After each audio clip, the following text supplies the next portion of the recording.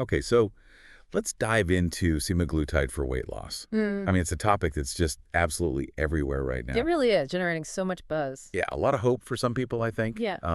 but also skepticism and this sort of common idea that maybe it's just an easy shortcut. That shortcut idea comes up a lot. But what if that whole conversation, the one we keep hearing, is actually missing something deeper, like the profound story of what really makes a lasting difference? Exactly. Because, okay, the biological signal of hunger gets quieted. Then what? Right. What's actually needed for real transformation to happen? That's the critical question, isn't it? Because most of the talk focuses just on the biology, the appetite going down. Hmm.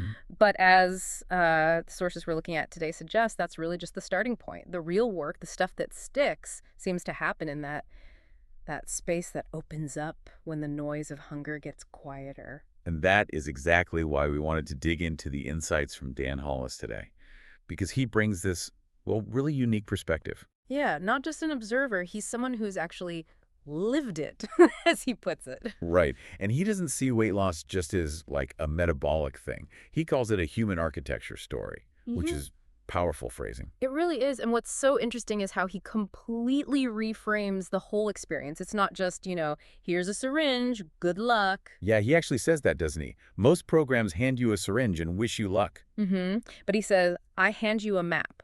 And that's a fundamental shift, right? From just getting a prescription to actually exploring yourself. Such a crucial distinction. So our mission today, really, is to explore that map Dan Hollis offers, to go way beyond just the syringe. Yeah, unpack what he means by it. Exactly. We want to unpack why he says things like, semaglutide isn't the solution, it's the signal. Or that it doesn't fix you, it gives you space to fix yourself. Yes. And exploring that, I think you're going to find some maybe surprising truths about identity, emotional frameworks, and yeah, that often overlooked space between hunger and healing. That phrase, space to fix yourself, that feels really key. Because Dan emphasizes that if you don't have structure, if you don't have support in that quiet, well, that quiet can actually amplify confusion just as much as it reduces appetite. It's not like a magic bullet on its own. No, it's a window, Yeah. a window of opportunity, Yeah. but one that really needs you to be intentional. Definitely. So what does he say actually happens in that window? He has that line, when the cravings stop, the truth begins. Oh, that's potent. Right. It's not just physiology changing, because for so many people, food wasn't just fuel. It was comfort, yeah, or control maybe, or even like a big part of who they were, their identity. Absolutely. So when that role food played just vanishes, it can be really disorienting, like losing something familiar almost. Which makes total sense. And it really highlights why the emotional, the psychological support is so critical. Yeah, Dan observes that people often relapse not because the medication stopped working biologically, Right. but because nobody helped them rebuild that emotional framework that food used to fill. That points to a much deeper need, for healthy coping tools, for meaning that isn't just about eating. That perspective really lands. I mean, if food was your go-to plan, your daily rhythm, your escape hatch from stress, what fills that void? What do you actually do? Exactly.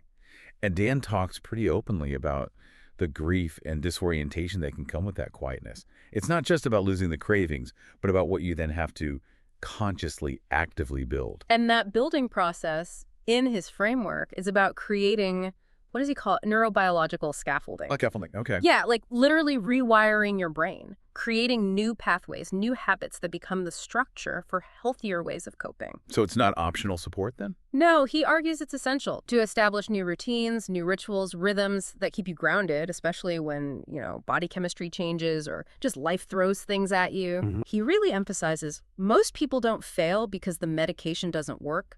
They fail because they were alone. Wow. That hits hard. And this is where that human architecture story really clicks into place, isn't it? Totally. It's about rebuilding your sense of agency, reframing what gives you meaning, learning how to build momentum in a totally new context. It's aiming so much higher than just a number dropping on the scale. Yeah. It's like redefining success altogether. Absolutely. Dan is really clear on this. Success isn't the scale number. He measures it by how many coping mechanisms we've replaced with real tools. That's a powerful metric. Isn't it? He even says weight loss is a side effect of clarity. which just completely flips the script on the whole journey. The physical change becomes an outcome of a much deeper internal shift. Okay, but what about that idea of it being a shortcut? Because that's still out there. Right. He tackles that directly. He says it's not a shortcut, it's a pause button. I'll pause button. Yeah. A reset. A chance to build new systems while the noise gets quiet. But, and this is the key part, only if you know what to do with that silence. Ah, okay. That distinction feels really important. It challenges that whole easy fix narrative, It does. That pause button idea gives you this temporary break from the constant craving noise. which creates the space. Exactly, the space to do the deeper identity work. Because, as Dan warns, your body changes faster than your identity. Hmm, that's interesting. Your body changes faster than your identity. Yeah. And if you don't consciously update that internal story, that sense of self, the physical change, and even dramatic ones, they often don't stick. So when people ask the inevitable question, okay, I lost the weight, how do I keep it off? What's his answer? It's not stricter dieting, is it? No, not at all. It's by becoming the kind of person who doesn't need weight loss as a project anymore. Okay, becoming that kind of person. Right. And he says that takes identity work, not just dieting. You don't just grit your teeth and discipline your way through it. You sustain it because you've built this deeper personal alignment. Which brings us right back to his core statement. Weight loss is biology. Staying there is narrative.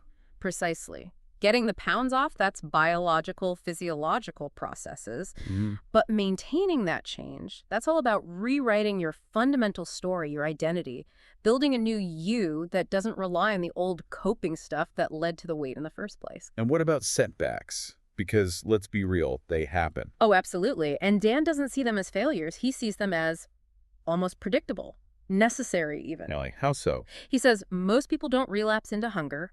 They relapse into confusion. Into confusion. He reframes those moments brilliantly. It's not a sign you're weak or lack willpower. It's a signal that you're human and maybe your internal story, your narrative still needs updating. So it's not a judgment. Not at all. It's a question. What am I feeling right now? What do I actually need? Who am I trying to become here? It shifts it completely away from shame. Towards learning, towards self-discovery, Yeah. which allows for growth even when things feel tough. Exactly. So it's not about, achieving this impossible perfection, never eating cake again. Right. His whole philosophy is, I believe in pattern mastery over perfection. He says, if your system, your internal structure, can't handle a slice of cake without totally spiraling, then we haven't taught it flexibility, we've taught it fear. It's about building something resilient, empathetic, not just rigid rules. That feels so much more sustainable and compassionate. And it comes straight from his own experience, right? Yeah. He explicitly says he built his program because he lived it. He was that person struggling, feeling broken, ashamed to ask for help. So he built the map he wished he'd had. Exactly. So others don't have to navigate it all alone. You know, what really keeps standing out to me is how he redefines success. It's not the scale. It's how many coping mechanisms we've replaced with real tools. Which makes weight loss truly a side effect of clarity. Yeah. And reframes the whole thing. It's about living more, not just eating less. And think about his description of the quiet he felt when the cravings went away. He said it was unsettling, sure, at first, but also strangely beautiful. And that quiet, that pause that's presented as the critical moment, the time to build the new systems, do the identity work, while the old noise finally shuts up for a bit. Okay, so if we take that idea seriously, that semaglutide can offer this kind of profound pause button, quieting the noise, giving you space to rebuild. Yeah. It makes you think, doesn't it? Yeah, absolutely. Like, what in your own life, listener, might actually benefit from that kind of quiet, that kind of intentional pause? Where do you need space? Right, space to rebuild connection or maybe purpose or identity. And what does it really mean for you to stay in relationship with yourself during any kind of transformation or repair? And thinking about Dan's core idea, what narrative, what fundamental story about yourself might you need to rewrite to support your own lasting alignment, whatever that looks like for you?